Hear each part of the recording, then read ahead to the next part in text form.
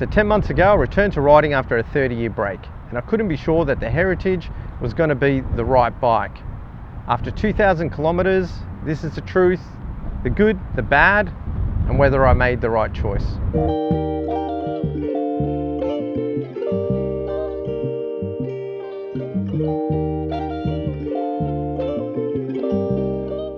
So why did I even pick the Heritage? The first thing, Harley-Davidson, classic motorcycle lines, two-tone color scheme, white wall tires, and of course, the sound of a Harley-Davidson.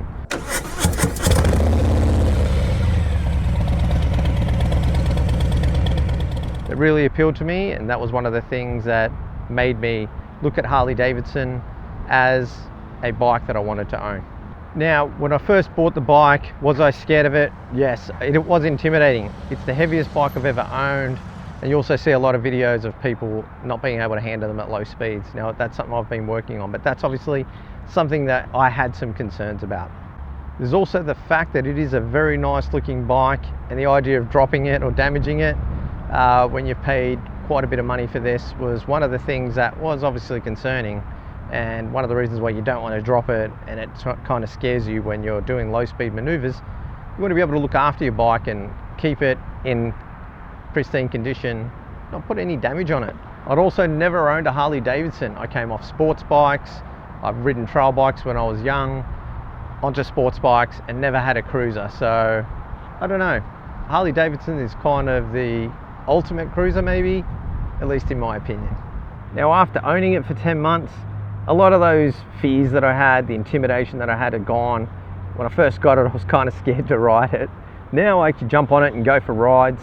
I respect the weight of the bike, and I know there's still more work to do in low speed handling, but training is one of those ongoing things. So it's just one of those things you've got to keep focused on, and I'll keep working on that. But overall, I'm generally pretty happy with the bike. So after 10 months of ownership, how do I feel about those issues now? So I'm no longer afraid of the bike. I can get on the bike and ride it without any fear. I respect the weight of the bike, and I know there's further training to do. I'm not really scared of dropping the bike anymore. So a lot of those things are now a non-issue after 10 months of ownership. Let's talk about comfort. Firstly, the seat. The seat on this Heritage, this is the stock Harley-Davidson seat. It is very, very comfortable. I've been out now for like 2 to 3 hour rides. Never have I felt like my butt needed a rest. Now, okay, on some of those I did stop for maybe half an hour or whatever, but generally I'm very comfortable on the bike. I'm very comfortable with the seat. Now, I have had other bikes. I had a 250 Suzuki Across. Now, that had a seat time of about 30 minutes. The Ninja I had, I could probably get quite a bit of time on that. That had a pretty good seat. But I'd say overall, this is a wide, comfortable seat, and I think you could probably do 2 to 3 hours comfortably.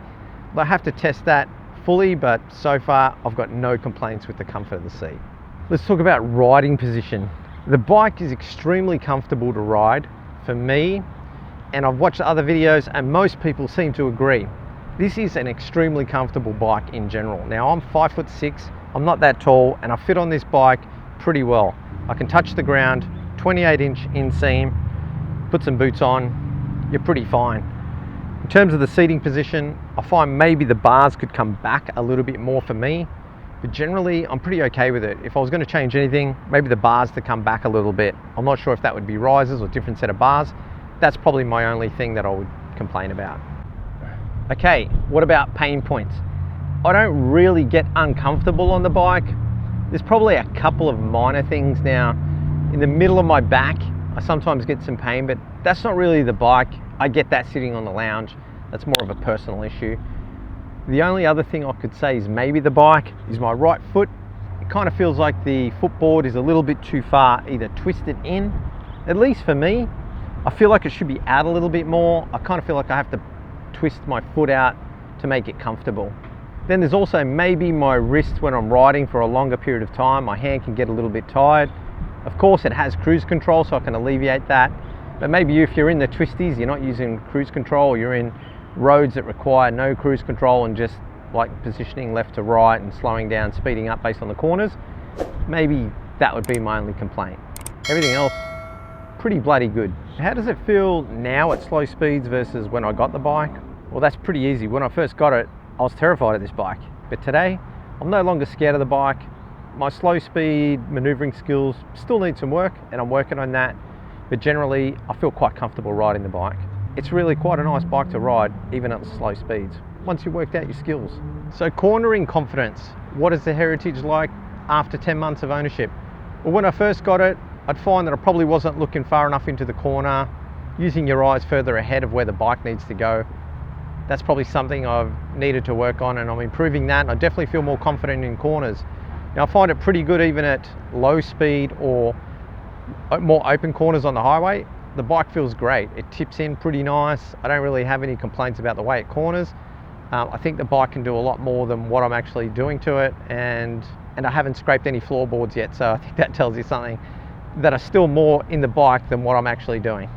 So for cornering, very happy with it. So the 2019 Heritage comes with the 114 Milwaukee 8 engine. So as someone who's come back to riding, I think it was fine. I came off a 750 Ninja, which has probably got a lot of a different feel of power.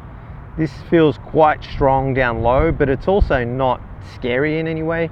And after 10 months, it actually feels pretty tame in my opinion.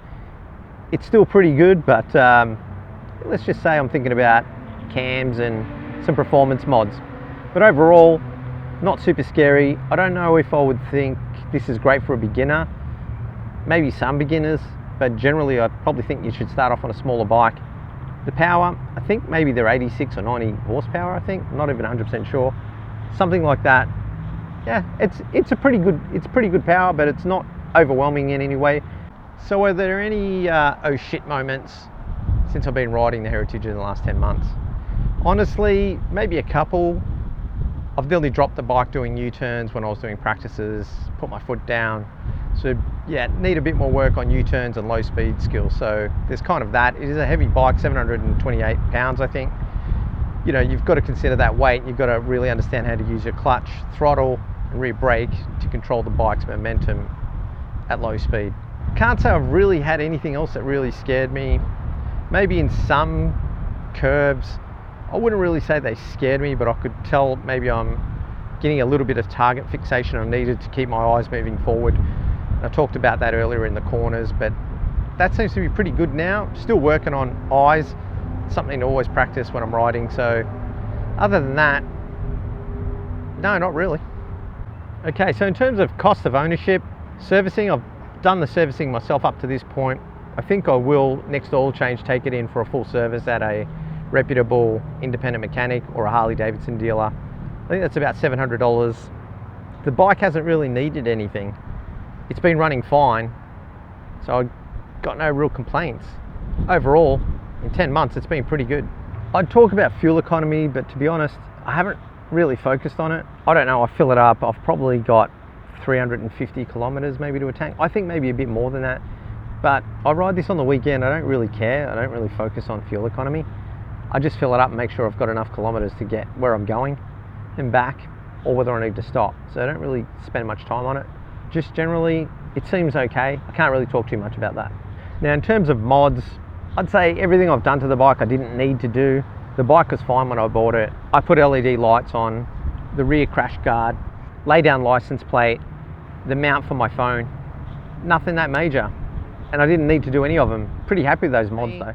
I have affiliate links in the description for some products I use. Now I've been given none of this stuff for free. I've bought it all with my own money. You want to support me, doesn't cost you anything extra. Use the links in the description when you go shopping on Amazon next time. Really appreciate it.